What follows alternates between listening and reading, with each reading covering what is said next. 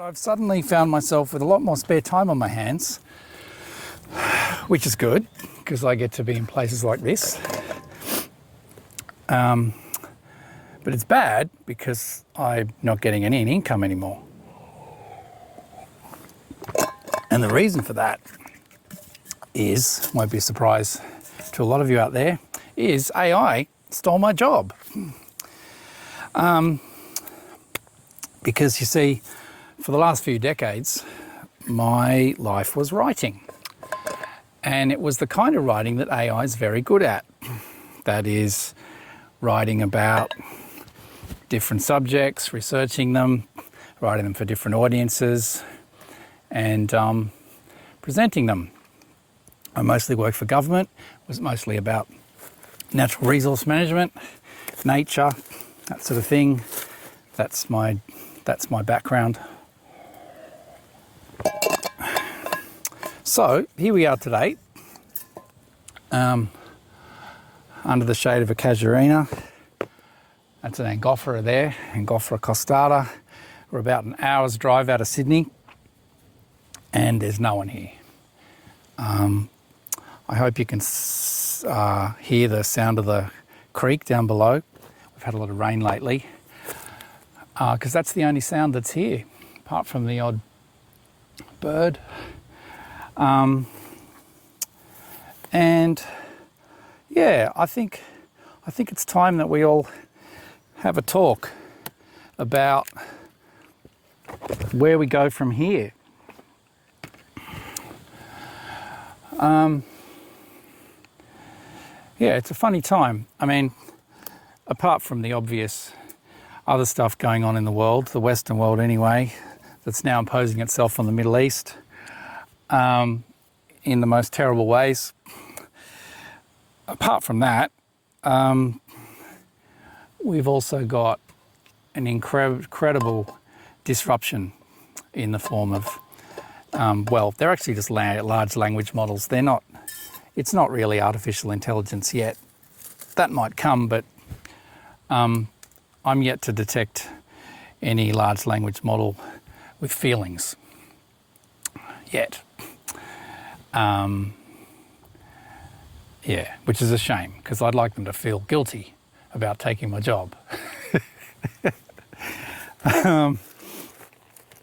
Yeah, so today we're in Barara Valley National Park. I think I'm going to do a bit of a tour over the next few weeks or months, depending on how long it takes me to find work.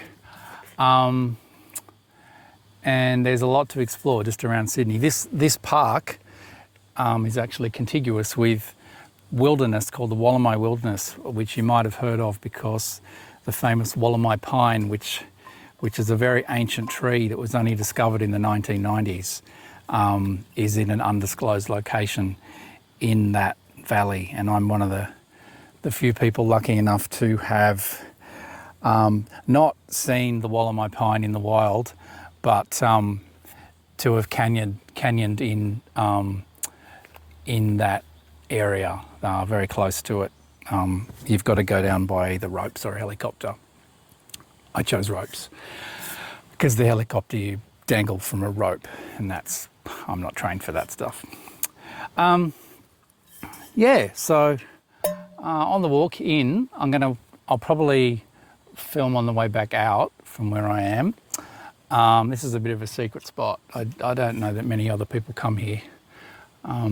So yeah, I'm not going to be disturbed here for a while when I have my lunch. But on the way back, hopefully we'll see what I saw on the way in, which was a fully grown, probably a 2 metre long goanna, otherwise known as a lace monitor. And the birds around it were not happy because it was doing what goannas do, which is hunt for eggs. They just lumber around slowly, climbing trees and eating eggs. That's pretty much their life as far as I can figure out. And they look terrifying, but they're completely harmless to humans. They're kind of like a cute, smaller version of the Komodo dragon up in Southeast Asia. Nowhere near as frightening. So hopefully we'll see that chap on the way back. If not, we might see something else. Yeah, so let me know. Let me know if anyone else is in this situation. I know you're out there. I've seen a few people talking about how they've lost their livelihood due to AI, and primarily they're people like me, whose main gig was writing, researching, writing, that sort of thing. Yeah, I mean, it's not that there's not people creating that content still, but where you used to have teams of many people researching and writing, and then you really only need one. You can replace dozens of people with one person now, and they can just go through the information, figure out what's real, what's not real. And lawyers are getting in a pickle. Even some judges. A judge the other day found himself in a real pickle because he didn't scrutinise the material of past cases that the AI was referring to, and the AI was just making it up. AI doesn't care whether cases really happened or not. It just does research, makes stuff up, which is bizarre. So yeah, lawyers that probably charge by the minute, they're not serving themselves well if they're not double checking what AI gives them, which does make you think, what about all the other industries that are using AI, and then they're not put under that scrutiny of a legal system. So yeah, the repercussions aren't as bad in those industries, of course, and people don't go to jail based on AI making up fake case notes. It's really hot here today. Apologies for all the drinking. Sydney has been suffering for weeks now. I haven't had a good night's sleep. It's just day after day, night after night of high humidity. It feels more like I'm in the Northern Territory than Sydney. Everyone's suffering. The humidity's just off the scale. Yeah, but it's a beautiful day today. The sun's burning off a lot of that moisture today. So I'm still sweating quite a bit, but yeah, it's time to go explore. What can I find? Let's I'll just show you around a bit. This is just further through the valley.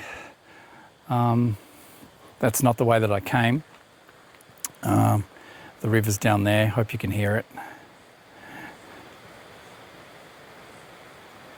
And anything else you can hear is probably a few cicadas.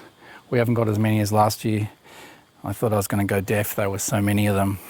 Same thing happened in California. They all decided to come out of their little sleepy holes they've been in for literally years, climb up the trees and make a racket. Okay, I'm going to have some lunch now and then we'll head back. All right, I'm back. Actually just had to help somebody who was lost. A German backpacker. So it was like, just like the old days of being a ranger, kind of. Anyway, I think they're on their way. So we're coming up to what is called the Blue Gum Walk. Why? Because it has lots of blue gums, but it also has some really lovely angophoras. See this one here? I think it's my favourite tree. Not this particular tree, but the type of tree.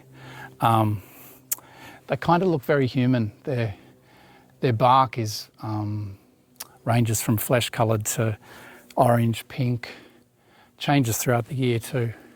And their limbs, the way the limbs are shaped, they look like elbows and knees, and And the older they get, they're a bit like people.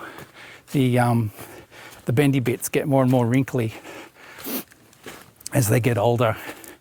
But yeah, they're magnificent trees. But the majority of the trees here are blue gums, which I don't know so much about, but I gather that they're bloody good for making telegraph poles because they're extremely straight, they're very, very tall, and you'll see when we get up to a really thick stand of them, a lot of them look really thin, they're kind of narrow, which means they're not that old. And they're really close together. Here we got some here. So I suspect that, so they're quite narrow, very tall, they're like 30 metres high. I suspect this area was heavily logged right up until quite recently, because those trees are probably only, well, they're younger than I am, which isn't that young, but yeah, they're only like 20 years old max. Look at this huge trunk, and logged. So that was a big one.